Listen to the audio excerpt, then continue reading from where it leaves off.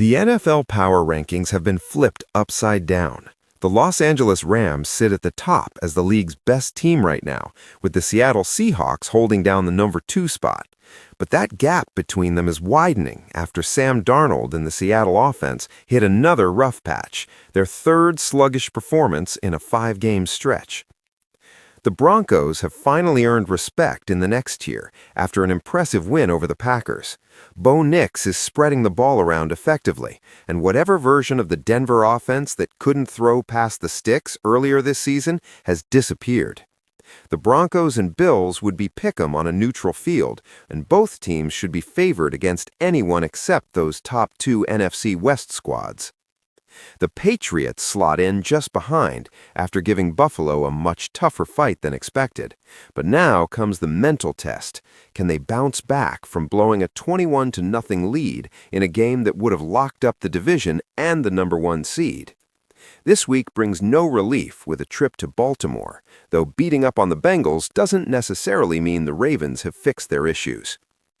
The next tier includes 6 teams, with the Lions and Texans getting a slight edge. Detroit's offense can overcome the secondary injuries against most opponents, but keeping up with elite teams like the Rams proved difficult last week. Houston's offense is hitting a new level, though facing Arizona last week might have inflated those numbers. Their elite defense keeps them within striking distance of the Broncos in the ratings. The Packers dropped 2 full points after the Micah Parsons injury, landing them alongside the Eagles, 49ers, and Jaguars. All 3 of those teams moved up despite easy wins in games where the market expected blowouts.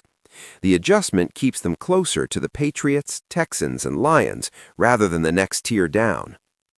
The Chargers, Ravens, and Bears all bumped up half a point to sit between the Packers tier and dead average.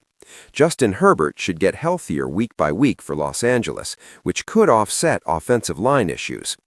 Baltimore avenged their ugly Thanksgiving loss by shutting out Cincinnati, but they need to replicate that performance against New England to prove it wasn't a fluke. Chicago's defense dominated the Browns, though that same Cleveland team moved the ball easily the week before. The Bears need to win their rematch with Green Bay to legitimize a higher rating. The Steelers hang just below that tier after looking solid enough on Monday to stay above dead-average teams like Dallas and Tampa Bay.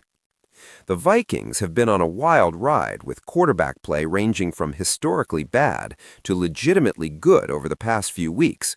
If this recent level is sustainable, their quality defense makes them above average.